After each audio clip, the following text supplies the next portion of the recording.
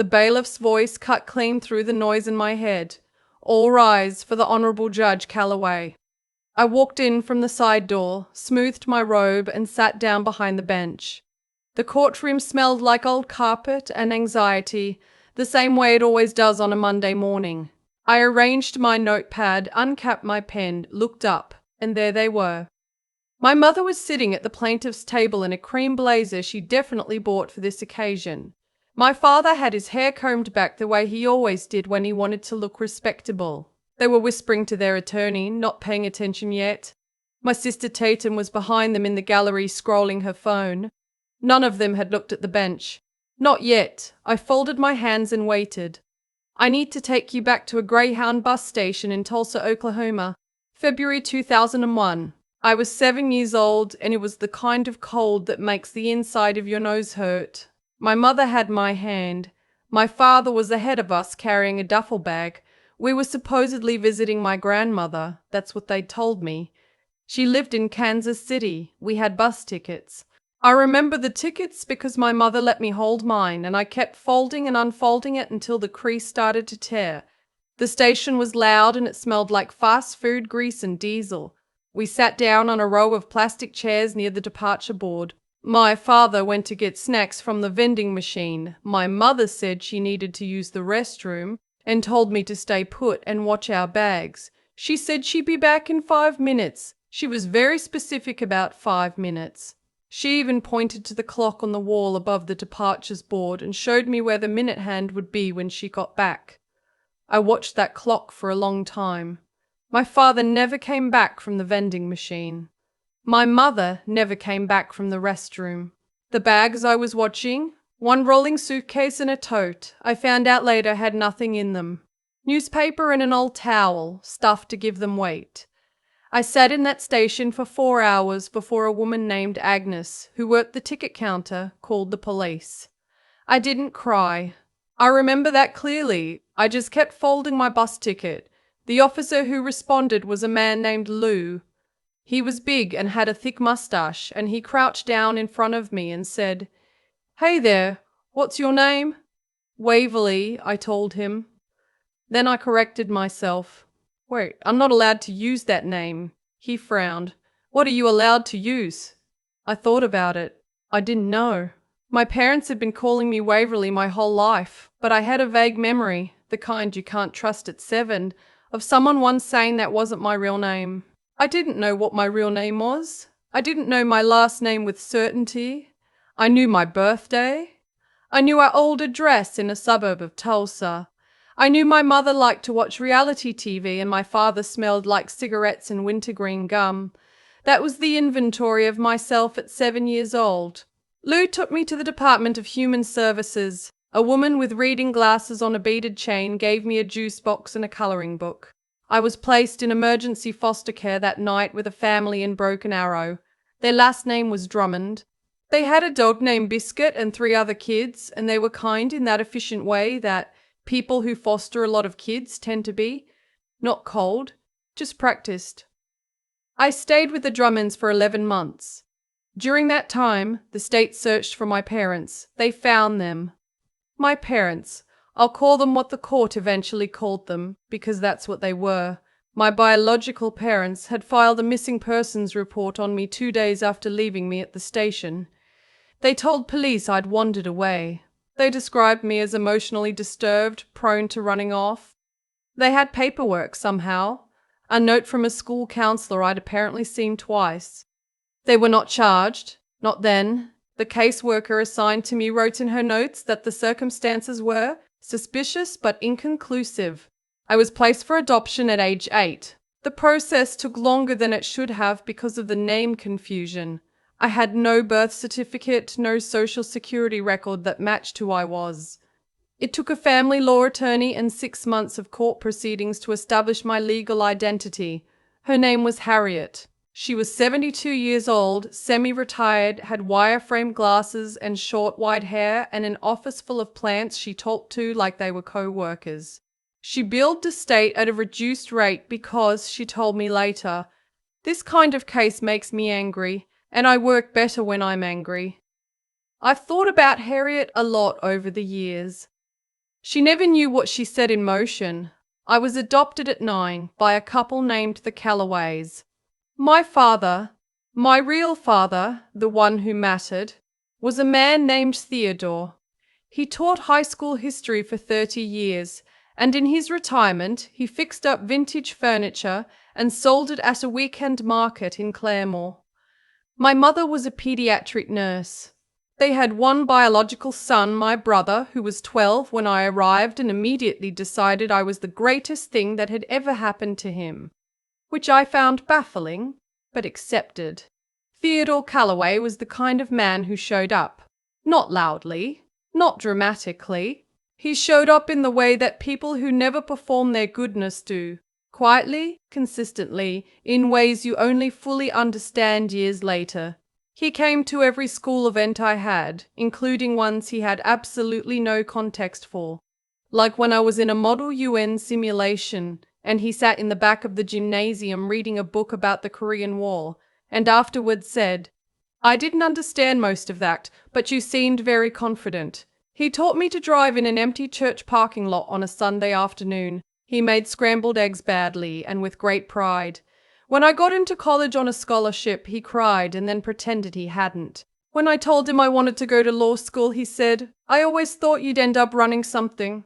He died of a stroke during my second year as an associate at a firm in Tulsa. He was 78. He went quickly, which the doctor said was a mercy, and I've been trying to believe that ever since.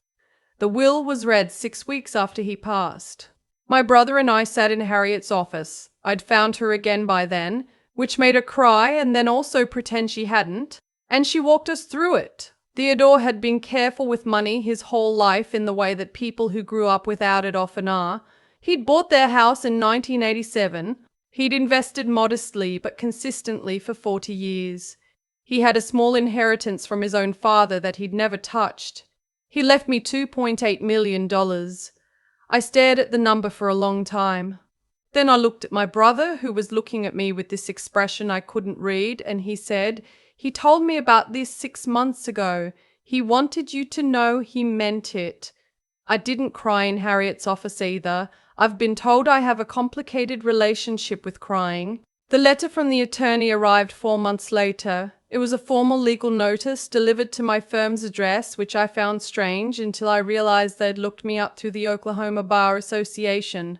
The letter was from a law firm in Shreveport, Louisiana, representing 2 clients. My biological parents. They were contesting Theodore Calloway's will. Their theory, and I want you to understand that I read this 3 times because I could not make it make sense, was that because they had never legally relinquished their parental rights, and because the state of Oklahoma's adoption proceedings had been conducted under a disputed identity. The adoption itself may have been procedurally defective, and if the adoption was defective, then I was not a legal heir of Theodore Calloway, and if I was not a legal heir, the $2.8 million should be held in abeyance pending a full hearing. They weren't claiming the money for themselves. Not directly, that would have been too obvious. What they were claiming was that the estate should be reopened and redistributed according to a different interpretation of the will. Their attorney was very careful in his language. Very careful. I sat with that letter in my office for 40 minutes. My paralegal knocked twice and I didn't answer. Then I called my brother. "They found me," I said. He knew immediately who I meant. I had told him everything years before. There was a long pause. "Do you want me to drive up?" "No," I said. "I want you to let me handle this. I should tell you what I found out because this part matters. When the state investigated my disappearance in 2001, they searched for my parents and found them and believed their story. What the state didn't know, what I only learned during the discovery process for this lawsuit, was what my biological parents had done in the weeks after leaving me at that bus station. They had filed a claim with a life insurance company. I had a $150,000 policy taken out in my name when I was 3. The beneficiary was my mother. To collect, she needed a death certificate. She didn't get one. The claim was denied. I was listed as a missing person, not deceased. But the insurance company's investigator noted the claim, flagged it as suspicious, and the file sat in a drawer somewhere in Tulsa for 22 years. During discovery, my attorney, a woman named Simone who I'd worked with on an unrelated contract dispute, and who I now consider one of the most formidable people I have ever met, subpoenaed those records. The file came in on a Tuesday. I read it at my kitchen table with a glass of water I forgot to drink. They had left me there for $150,000. I was 7 years old and they sat in that bus station and looked at me and made a calculation, and the calculation was that I was worth more to them gone than present. I thought about the clock, the minute hand, the 5 minutes. I finished the glass of water. Then I called Simone and told her to proceed. The hearing was scheduled for a Thursday morning in Tulsa County District Court. It was a civil proceeding, the will contest, but Simone had filed a separate motion to introduce the insurance fraud evidence, and the judge had allowed it. I want to be careful about how I describe what happened next, because the ethics of my situation required me to be very precise about my role. I was not presiding over this case. I want to be clear about that. I was a party to it. I was the respondent. The judge assigned to the case was a colleague of mine, a man I'll call Judge Hartwell, who I've known for 6 years and who is one of the most methodical people I've ever met. My biological parents did not know I was a judge. The letter had been sent to my firm, addressed to my name without my title. Their attorney, who was from Louisiana and hadn't done his research, had apparently not looked me up beyond the bar directory. I was not on the bench that morning. I was sitting at the respondent's table with Simone. My biological mother saw me when she came in. She looked at me the way you look at someone you're trying to place. I looked back at her and said nothing. My biological father didn't look at me at all. The plaintiff's opening argument was technical, a challenge to procedural adequacy of the adoption, questions about identity documentation, an argument that the bequest was therefore invalid. It was actually fairly sophisticated. Their attorney was good. Simone's opening was 2 minutes long. She said, "The plaintiffs abandoned this child at a bus station at age 7, filed a false missing persons report to conceal their actions, and then attempted to collect a life insurance policy on a child they had deliberately left to die. We will demonstrate all of this. We will also demonstrate that the adoption of my client was fully valid under Oklahoma law, and that the will of Theodore Calloway was executed with complete legal integrity. We ask the court to dismiss this claim with prejudice, and to refer the insurance fraud matter to the district attorney's office." You could hear the air go out of the room. Their attorney stood up and objected on relevance grounds. Judge Hartwell overruled him. He said, "The insurance claim goes to the intent and credibility of the plaintiffs. I'll allow it. Continue." My sister Tatum testified for the plaintiffs. She's 26, born 3 years after my parents left me, which is a fact I have had to sit with many times, and she grew up being told that I had died in some vague and unexplained way. She seemed genuinely shocked when she saw me. I watched her on the stand and I thought, she didn't know. She genuinely didn't know. She testified that she had no knowledge of the insurance claim. She testified that her parents had told her I was a sibling who died young. She was crying by the end of her testimony. Simone did not cross-examine her hard. There was no need. My biological mother took the stand. She was composed. She had practiced this, I could tell. She spoke about procedural concerns, about the integrity of the adoption record, about her desire to ensure that Theodore Calloway's wishes were properly honored. Simone approached with a folder. Mrs. Money approached with a folder. She said, "I'd like to direct your attention to Exhibit 14. Can you tell me what this document is?" My biological mother looked at it. Something moved across her face, just briefly. "It appears to be an insurance document. Specifically, it is a life insurance claim filed in your name in April 2001 on a policy covering your daughter. The daughter you reported as having wandered away from a Tulsa bus station 2 months earlier. Is that correct?" "I don't." She stopped. "I'd need to review that with my attorney.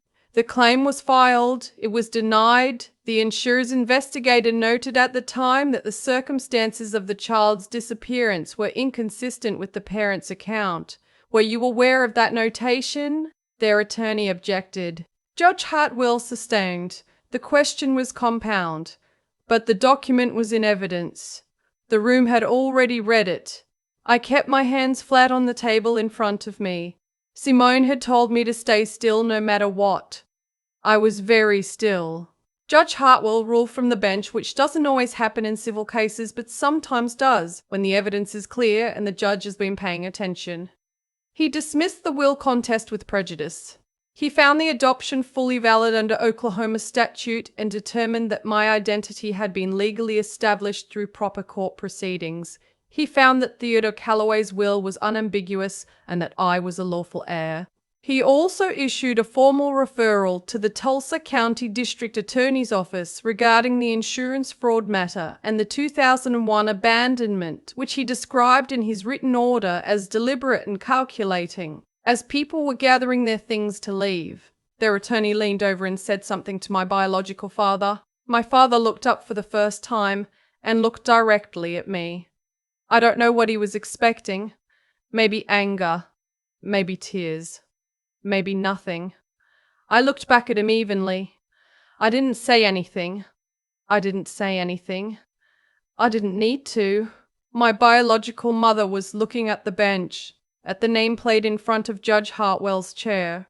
She was doing the math. I could see it happening. Tatum caught my eye across the room. She looked stricken. I gave her a small nod, the only thing I knew to offer her. The district attorney filed charges 8 weeks later. My biological parents were indicted on 2 counts, insurance fraud and criminal child abandonment under Oklahoma statute, which carries a felony charge when the child is under 12, and the abandonment involves intent to permanently desert. The insurance fraud charge added another count. They accepted a plea agreement. My biological father received 4 years. My biological mother received 5 due to her name being on the policy claim. They're currently serving those sentences. I was asked by a journalist at a local paper if I had any comment. I said I hoped they used the time productively. That was the whole comment. Tatum reached out 3 months after the sentencing. She sent a letter, an actual handwritten letter, to my office. She wrote that she didn't know. She wrote that she was sorry. She wrote that she understood if I never wanted to hear from her again, and that she would respect that.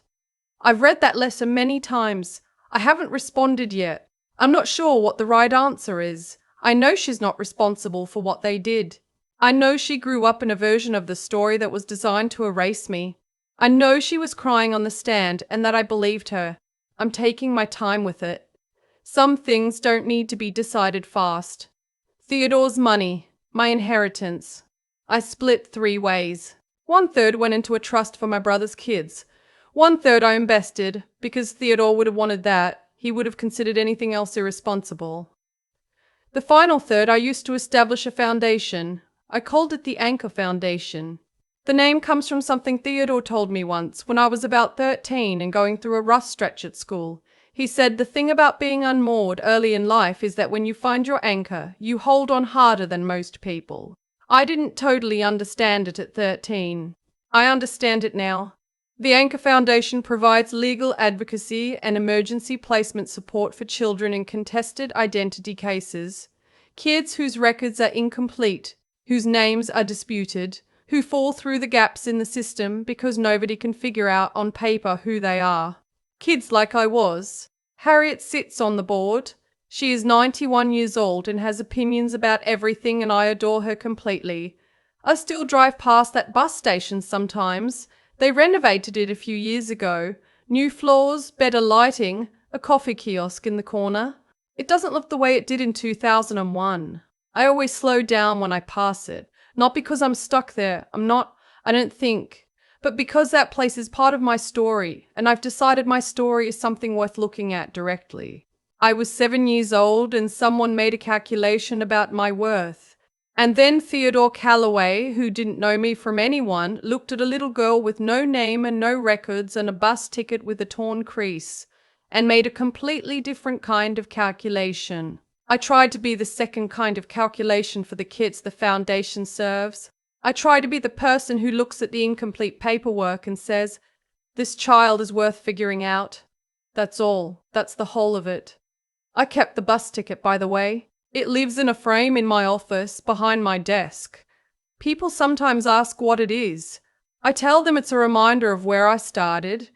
It's also a reminder that sometimes the journey you're actually on has nothing to do with the destination on the ticket. I've thought a lot about what it means to survive something that was designed to erase you. Not just survive, but come out the other side with your name intact, your record clear, your inheritance protected. That doesn't happen by accident. It happens because of the choices other people made and the choices I made stacked on top of each other over 20-some years. Theodore didn't have to stop. He didn't have to look at a 9-year-old girl with disputed paperwork and half a name and decide she was worth the trouble. But he did. And every single thing that followed, law school, the bar, the bench, the foundation, flowed directly from that one decision he made in a DHS office in Broken Arrow. That's what I mean when I say choices compound. The good ones and the bad ones, they don't cancel each other out. They build. My biological parents made their calculation in a bus station in February 2001. They looked at me and they chose money over a child, and then they spent 20 years living with whatever story they told themselves to make that okay. And when Theodore's will was read, they looked at that number and made another calculation that the system was something they could game again, that I was still, somehow, something they could use. What they didn't account for was that I had spent my entire adult life learning exactly how the system works. There's something people get wrong about resilience.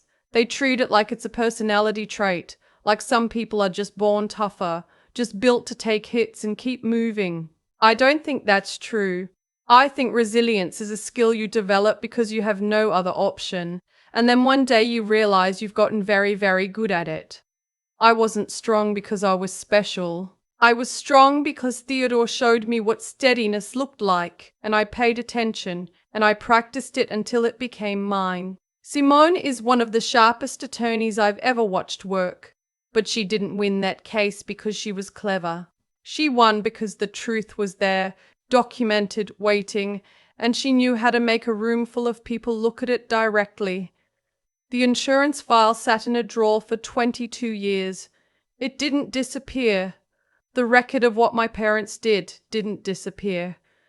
Choices leave marks. They always do. Tatum's letter is still on my desk. I haven't responded yet. I'm not sure what I'm waiting for. Maybe for the right words. Maybe for a little more time. What I know is that she didn't make the choice that was made in 2001. She was a child raised inside a lie. And holding her accountable for her parents' decisions would be exactly the kind of thinking I'd spent my career trying to push back against. I keep the torn bus ticket in a frame behind my desk. I keep it there because I need to remember where I started, and because I need to remember that a 7-year-old girl sitting in a bus station with no name and no records was still worth something, was always worth something. Theodore knew that. Harriet knew that. Eventually, the court knew that.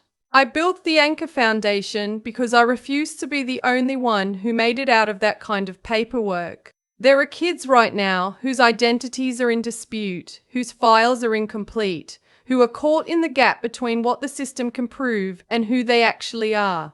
They need someone to look at them and say, "You are worth figuring out." That's the whole job. That's all any of this has ever been.